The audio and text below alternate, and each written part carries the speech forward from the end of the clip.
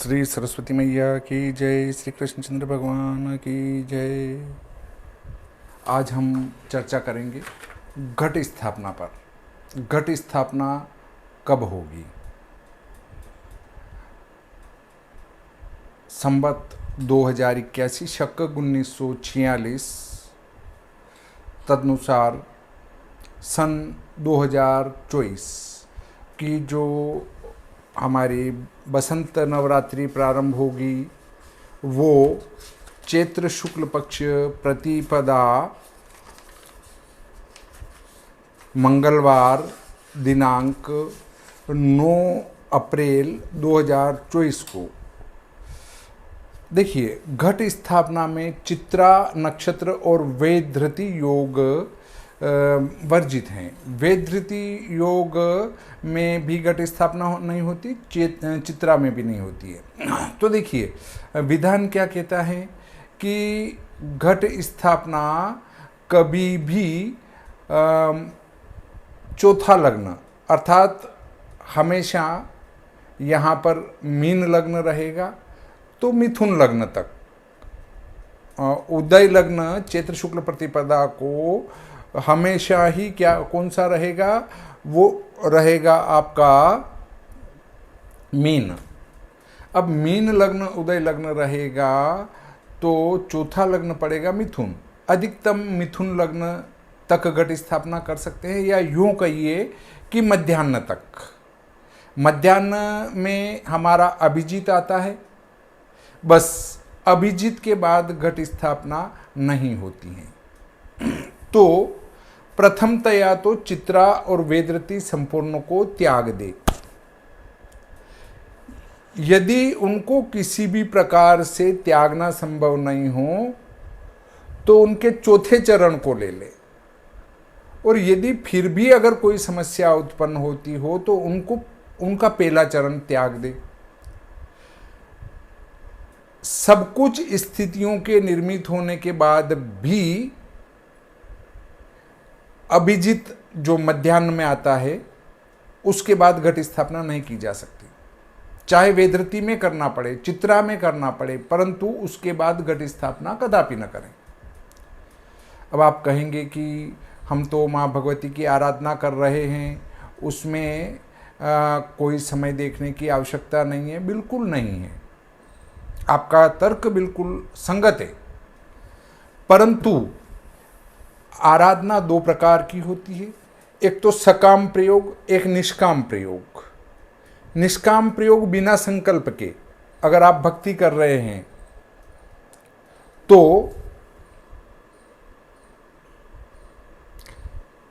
उसमें कोई समय देखने की जरूरत नहीं, आप कभी भी भक्ति करें। परंतु यदि आप संकल्प लेके कोई अनुष्ठान कर रहे हैं तो उसके लिए समय की शुद्धि आवश्यक है।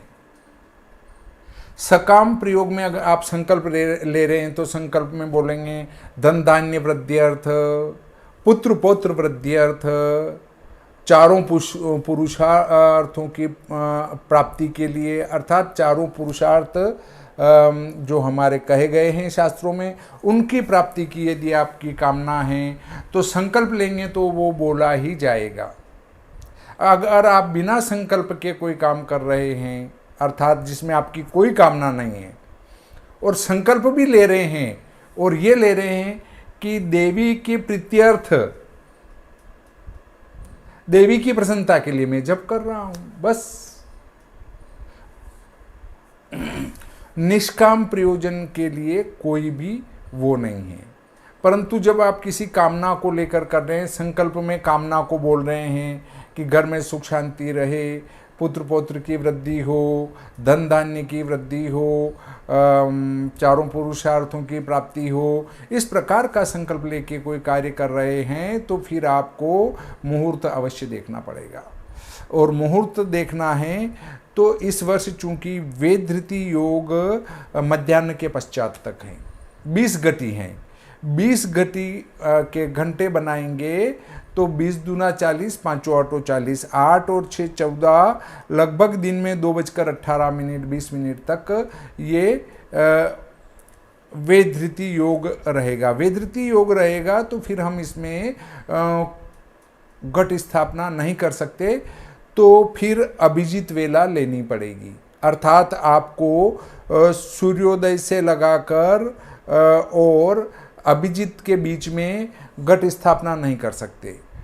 कुछ लोग फेसबुकिए, व्हाट्सएप वाले या यूट्यूब वाले तो सूर्योदय के पहले भी घट स्थापना बताते हैं। वो तो बिल्कुल ही फेंक पट्टी है। अगर कोई सूर्योदय के पहले घट स्थापना बताते हैं तो वो अमावस्या की रात्रि होगी और उसमें माँ भगवती ने कहा है कि ऐसी घट स्थापना में मैं उनको श्राप दे देती हूँ।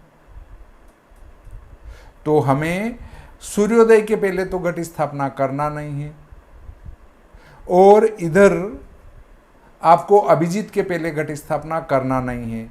तो अभिजीत में ही आपको घट स्थापना करना है। ये है श्री भादवा माता पंचांग, और इसमें आपको घट स्थापना का जो समय वगैरह दिया गया है, समय शुद्धि वगैरह जो दी गई हैं, वो पृष्ठ क्रमांक 5 पर दी गई हैं। प्रमुख त्योहारों के पूजनादि का शुभ समय, ये वाला पेज। तो इस पर लिखा है चैत्री बसंत नवरात्रि, चैत्र शुक्ल पक्ष एकम मंगलवार, दिनांक 9/4/24, दिन में 12:07 से 12:57 तक अभिजीत वेला में पूजन एवं घट स्थापना करना श्रेष्ठ रहेगा। तो देखिए, आपको दिन में अभिजीत वेला मिलेगी, वो 12:07 से 12:57 में मिलेगी। इस समय में आप घट स्थापना कर सकते हैं, पूजन प्रारंभ कर सकते हैं, इसके पहले ना करें।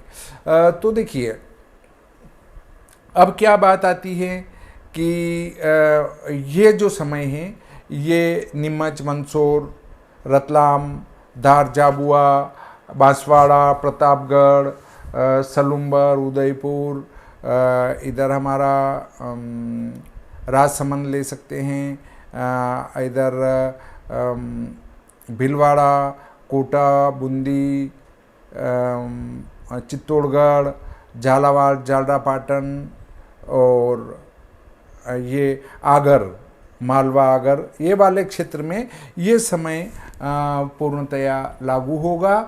परंतु और दूरस्थ स्थानों पर 5-10 मिनट, 15 मिनट, 20 मिनट का अंतर आ सकता है। तो अपने स्थान का अभिजीत का समय निकालकर उसमें आप घट स्थापना करें।